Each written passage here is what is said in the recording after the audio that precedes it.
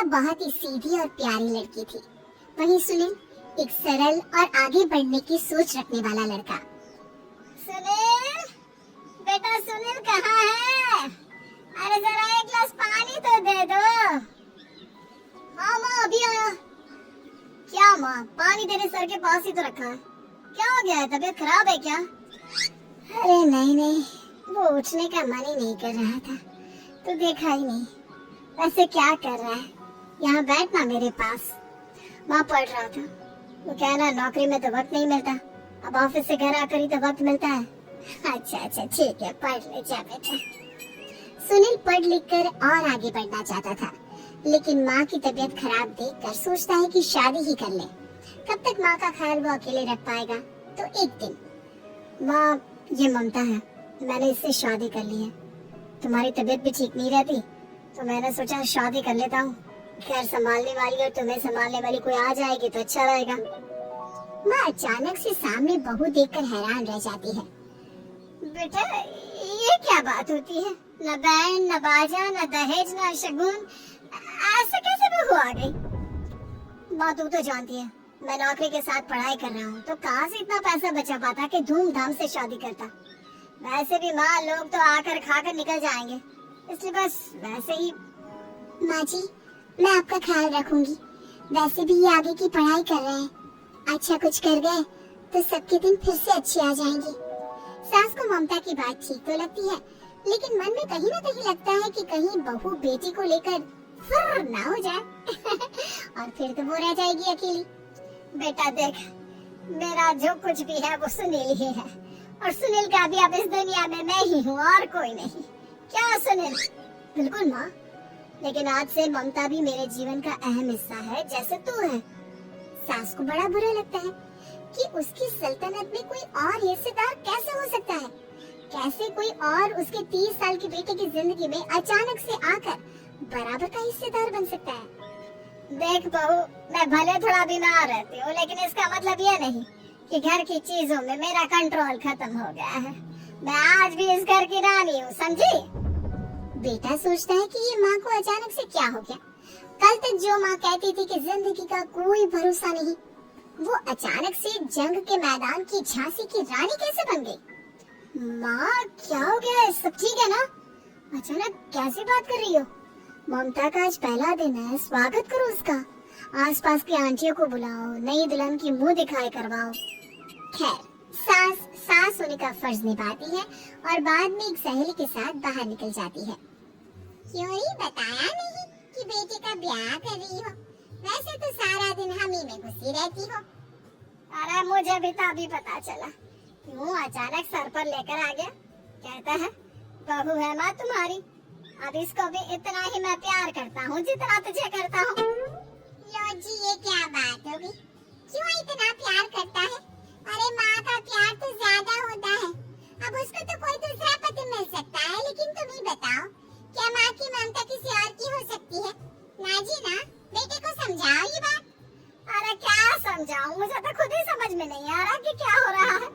जो बेटा कल तक माँ माँ करता था, अचानक से बीवी बीवी का राग आलाप रहा है।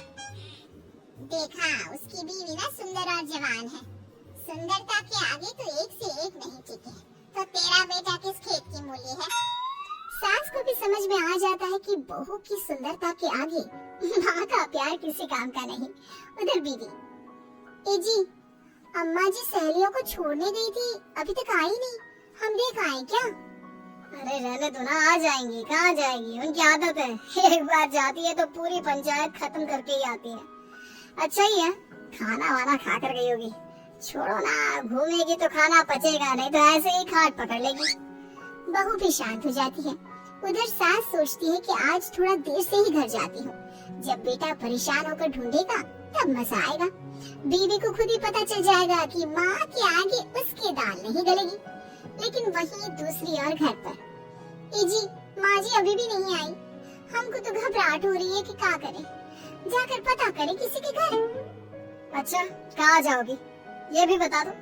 पहला दिन है तुम्हारा इस घर में और एक ही दिन में मोहल्ला छानोगी क्या? हाँ तो आप भी तो नहीं जा रहे हैं ना, हमको फिक्र हो रही है।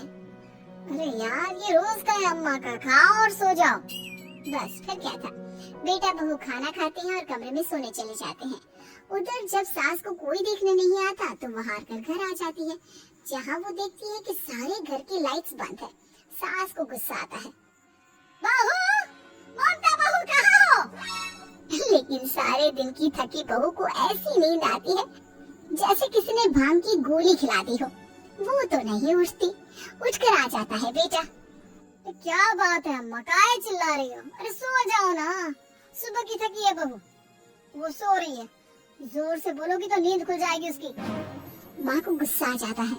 फिलहाल तो सो जाती है, लेकिन मन ही मन ढेर सारा जहर बहू के लिए भरा होता है। सुबह बहू चाय बना रही होती है कि सास धीरे से गैस तेज कर देती है, जिससे चाय का बर्तन जल जाता है। और जैसे ही बहू चाय का बर्तन उठाती है, उसका हाथ जल जाता है। मेरा हाथ जल गया। वो जोर जोर से चिल्लाकर इधर उधर भागती है कि सास थोड़ी देर में उसके हाथ में पानी डाल देती है। हाय रे बहू, क्या कर रही हो? पहली बार रसोई छुई हो क्या? सास माँ, गलती से गैस तेज रह गई थी और बर्तन जल गया, जिससे मेरा हाथ जल गया।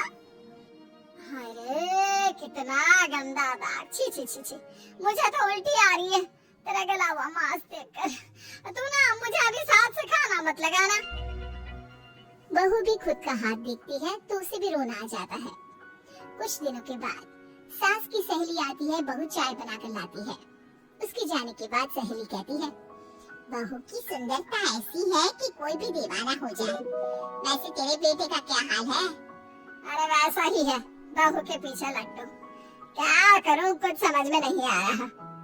मैंने तो बहू के चेहरे पर दिवाली के पटाखे की चक्री फेंक दी, उसका पूरा चेहरा जल गया। अब देखो ना रही सुंदरता, और ना ही अब मेरा बेटा उसे पूछता है।